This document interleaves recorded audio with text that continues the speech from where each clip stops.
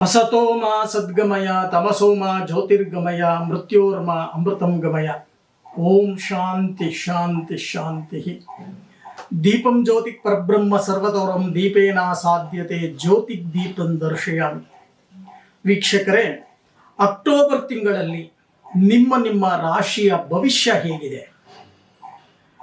ಕಾರ್ತೀಕ ಮಾಸ, ಕಾರ್ತೀಕದಲ್ಲಿ ದೀಪಕ್ಕೆ ಮಹತ್ವವನ್ನು ಕೊಡ್ತೇವೆ. ದೀಪಾವಳಿಯಿಂದ ಕಾರ್ತೀಕ ಮಾಸದವರೆಗೂ ಪ್ರತಿ ದೇವಾಲಯಗಳಲ್ಲಿ ದೀಪೋತ್ಸವ ಅಂತಕ್ಕಂಥದ್ದು ನಡೆಯುತ್ತೆ. ಇಂಥ ಒಂದು ಅಕ್ಟೋಬರ್ ಮಾಸದಲ್ಲಿ ಪ್ರತಿಯೊಬ್ಬರೂ ಕೂಡ ನಂದಾ ದೀಪವನ್ನ ದೇವಾಲಯಗಳಲ್ಲಿ ಅರ್ಪಣೆಯನ್ನ ಮಾಡಿ ಭಕ್ತಿಯಿಂದ ಪ್ರಾರ್ಥನೆಯನ್ನ ಮಾಡ್ತಕ್ಕಂಥ ಕೆಲಸವನ್ನ ಮಾಡಿ. ಯಾಕೆಂದ್ರೆ ಮನೆಯಲ್ಲಿ ಯಾವುದೇ ಒಂದು ದೀಪ ಅಂತಕ್ಕಂಥದ್ದು ಹಾರಬಾರದು. ಇದಕ್ಕೆ ಗ್ರಹಚಾರ ಮುಖ್ಯ. ಚೆನ್ನಾಗಿ ಅರ್ಥ ಮಾಡ್ಕೊಳ್ಳಿ. ಗ್ರಹಗಳ ಬಲಾಬಲಗಳು ಅಂತಕ್ಕಂಥದ್ದು. ಚಂದ್ರಬಲಂತು ತಾರಾಬಲಂತು ದೇವ, ಸುಲಜ್ಞ ಸಾವಧಾನ, ಶುಭ ಮುಹೂರ್ತ ಸಾವಧಾನ, ಲಕ್ಷ್ಮೀ ನಾರಾಯಣ ಧ್ಯಾನ ಸಾವಧಾನ. ಆ ಶ್ರೀಮನ್ನಾರಾಯಣ ನಿಮಗೆಲ್ಲರಿಗೂ ಕೂಡ ಒಳಿತನ್ನ ಮಾಡಲಿ. ದೀಪ ಮಹಾಲಕ್ಷ್ಮಿಯ ಅನುಗ್ರಹ ಪ್ರಾಪ್ತಿಯಾಗಲಿ. ಇನ್ನು ಮಿಥುನ ರಾಶಿ.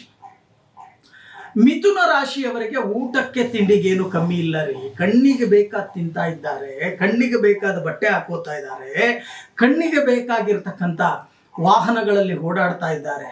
ಕಮ್ಮಿ ಏನಿಲ್ಲ. ಆದರೆ ಜನ್ಮದಲ್ಲೇ ಗುರು ದಶಮ ಸ್ಥಾನದಲ್ಲಿ ಶನಿ. ಚೆನ್ನಾಗಿ ಅರ್ಥ ಮಾಡ್ಕೊಳ್ಳಿ.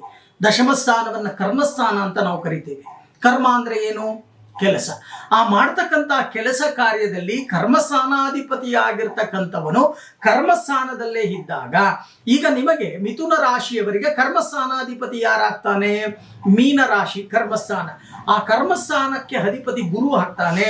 ಆ ಗುರು ಜನ್ಮದಲ್ಲೇ ಇದ್ದಾನೆ, ಮಿಥುನ ರಾಶಿಯಲ್ಲೇ ಇದ್ದಾನೆ. ಚೆನ್ನಾಗಿ ಅರ್ಥ ಮಾಡ್ಕೊಳ್ಳಿ. ಆ ಮಿಥುನ ರಾಶಿಯಲ್ಲಿ ಇದ್ದಾಗ ಕೈ ಕಟ್ಟಾಕ್ಬಿಡ್ತಾನೆ. ಎಲ್ಲಾ ಕೆಲಸವನ್ನು ಮಾಡಬೇಕು ಅಂತ ಓಡಾಟ ಮಾಡ್ತೀರಾ, ದುಡಿತೀರಾ, ಕಷ್ಟಪಡ್ತೀರಾ, ಉಸಿರು ಬಿಡ್ತೀರಾ. ಕೈಗೆ ಬಂದಿದ್ದ ಬಾಯಿಗೆ ಬರಲ್ಲ. ಗುರುಗಳೇ ಏನು ಮಾಡಬೇಕು? ಸ್ನೇಹಿತರು ಅಂತ ಕೊಟ್ಟಿದ್ದೆ, ಅವ್ರು ಕೇಳಿದ್ರೆ ನೋಡೋಣ, ಬಂದಾಗ ನೋಡೋಣ, ವಾಪಸ್ ಕೊಡ್ಲಿಕ್ಕೆ ಅಂತಾರೆ. ಏನು ಮಾಡಬೇಕು? ಕೆಲವರು ಮೋಸ ಮಾಡ್ಲಿಕ್ಕೆ ಮುಂದಾಗ್ತಾರೆ. ಅವರು ಮಾಡ್ತಕ್ಕಂಥ ಷಡ್ಯಂತ್ರಕ್ಕೆ ನಾನು ಬೀಳ್ತಾ ಇದ್ದೀನಿ. ಏನು ಮಾಡಬೇಕು? ಷಡ್ಯಂತ್ರಕ್ಕೆ ಬೀಳ್ತಕ್ಕಂಥ ಸಾಧ್ಯತೆ ಸಂಪೂರ್ಣವಾಗಿ ಕಂಡು ಬರ್ತಾ ಇದೆ. ಎಚ್ಚರಿಕೆಯನ್ನು ವಹಿಸಿ ಮಿಥುನ ರಾಶಿಯವರು.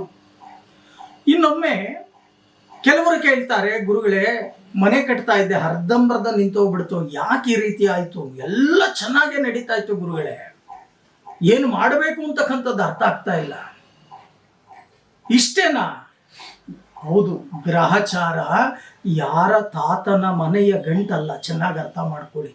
ಯಾರಪ್ಪನ ಮನೆ ಗಂಟು ಅಲ್ಲ, ನಿಮ್ಮಪ್ಪನ ಮನೆ ಗಂಟು ಅಲ್ಲ, ನಮ್ಮಪ್ಪನ ಮನೆ ಗಂಟು ಅಲ್ಲ. ಗ್ರಹಚಾರ ಹೇಳಿದಾಗ ಕೇಳಬೇಕು. ಅದಕ್ಕೋಸ್ಕರನೇ ಗ್ರಹಚಾರ ಅಂತ ಗ್ರಾಮೀಣ ಭಾಷೆಯಲ್ಲಿ ಕರೆದರು. ಗ್ರಹಗಳ ಬಲಾಬಲಗಳನ್ನ, ಆ ಗ್ರಹದ ಬಲಾಬಲಗಳು ಅಂತಕ್ಕಂಥದ್ದು ಜನ್ಮದಲ್ಲಿ ಗುರು ಇರುವುದರಿಂದ ಆದಷ್ಟು ನೀವು ಮಾಡಬೇಕಾಗಿರ್ತಕ್ಕಂಥ ಕೆಲಸ, ಈ ಮಾಸದಲ್ಲಿ ನಿಮಗೆ ಅನುಕೂಲಗಳು ಪ್ರಾಪ್ತಿಯಾಗಬೇಕು ಅಂದರೆ ಪ್ರತಿ ಗುರುವಾರ ರಾಘವೇಂದ್ರ ಸ್ವಾಮಿಯ ದೇವಾಲಯಕ್ಕೆ ಹೋಗ್ತಕ್ಕಂಥ ಕೆಲಸವನ್ನು ಮಾಡಿ, ಅಥವಾ ಶಿರಡಿ ಸಾಯಿನಾಥನ ಮಂದಿರಕ್ಕೆ ಹೋಗ್ತಕ್ಕಂಥ ಕೆಲಸವನ್ನು ಮಾಡಿ.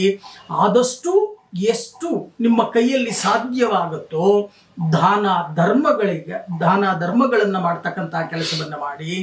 ಕಪ್ಪು ಶ್ವಾನಕ್ಕೆ ಊಟವನ್ನು ಹಾಕ್ತಕ್ಕಂಥ ಕೆಲಸವನ್ನು ಮಾಡಿ. ಆಗ ನಿಮಗೆ ಬರ್ತಕ್ಕಂಥ ದೋಷ ಪ್ರಮಾಣಗಳು ಕಮ್ಮಿ ಆಗತ್ತೆ. ಮಾಡ್ತಕ್ಕಂಥ ಕೆಲಸ ಕಾರ್ಯಗಳಲ್ಲಿ ಶುಭ ಅಂತಕ್ಕಂಥದ್ದು ಪ್ರಾಪ್ತಿಯಾಗತ್ತೆ.